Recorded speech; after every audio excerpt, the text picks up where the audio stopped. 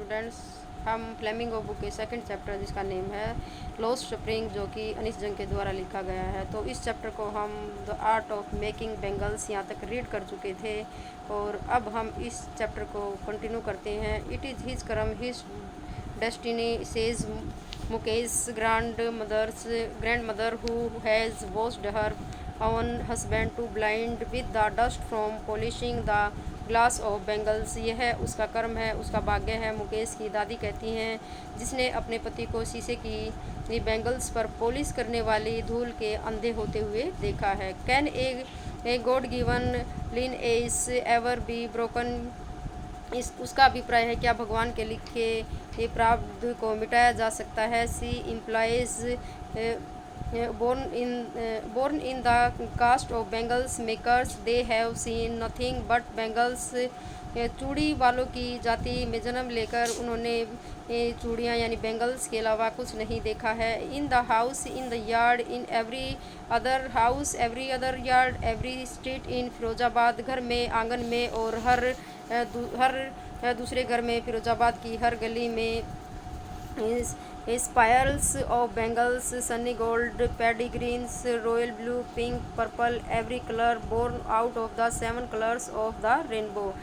Bangles के गुच्छे धूप की सुनहरी, धान सी हरी, गहरी नीली, गुलाबी, बैंगनी, हर उस रंग की जो इंद्रधनुष के 7 रंगों में होता है। Lies in mounds in unkempt yard are piled on four wheeled handcrafts pushed by your men along the narrow lanes of the shanty towns। बेहतरीन आंगनों में उनके ढेर लगे हुए हैं और उन 4 पहियों वाली रेडियो पर लगा है जिन्हें इन गंदे मकानों के शहर की गलियों में नवयुवक हाथ में खींचते हुए ले जाते हैं। And in dark hetmans next to lines of flames of flickering oil lamps sit boys and girls with their fathers and mothers welding pieces of colored glass into circles of bangles। और अंधेरी झोपड़ियों में टिमटिमाते तेल के लैंपों की लो के पास लड़के और लड़कियां अपनी माताओं और पिताओं के साथ पास बैठे शीशे के रंगीन टुकड़ों को जोड़कर गोल चूड़ियाँ बनाते हैं। Their eyes are more adjusted to the dark than to the light outside। उनकी आँखें बाहर के प्रकाश की अपेक्षा अंधेरे के अधिक अनुकूल है। That is why they often end up losing their eyesight before they become adults। यही कारण है कि प्राय वयस्क होने यानी कि अडल्ट होने के पहले ही वे अपनी आँखों की रोशनी खो देते हैं। Savita, a young girl in drab pink dress, sits alongside an elderly woman shouldering scanty of glass। फीके गुलाबी रंग की ड्रेस पहने स्विता नाम की लड़की एक बुजुर्ग महिला के पास बैठी शीशे के टुकड़ों को जोड़ रही है। As her hands moves mechanically like the tongues of a machine, I wonder if she knows the scanty of the bangles she helps make। और वह किसी मशीन के चिमटे की तरह उसके हाथ यंत्रवत चलते रहते हैं। मैं सोचती हूँ कि क्या उसे उन चूड़ियों की पवित्रता के बारे में कुछ पता है जिन्हें बनाने में वह हेल्प कर रही हैं यानी कि सहायता कर रही हैं।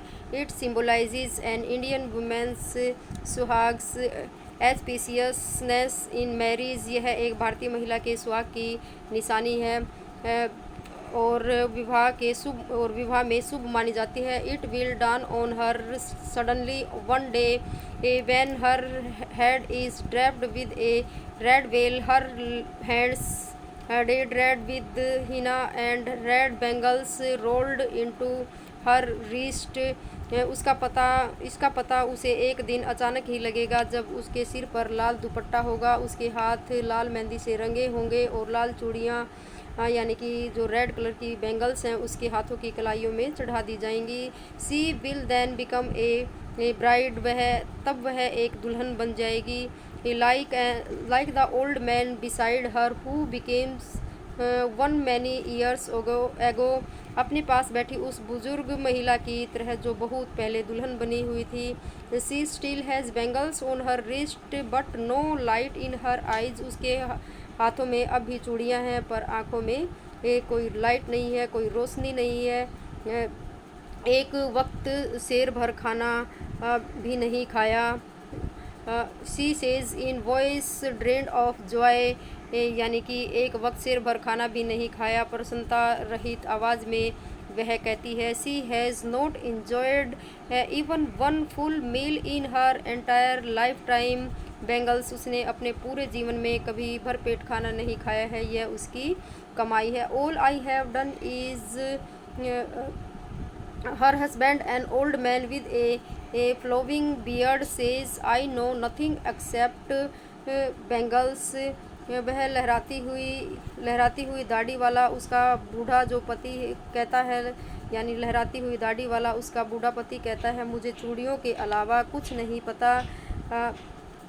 All I have done is make a house for the family to live in, मैंने सिर्फ इतना किया है कि परिवार में रहने के लिए ये मकान बनवा लिया है।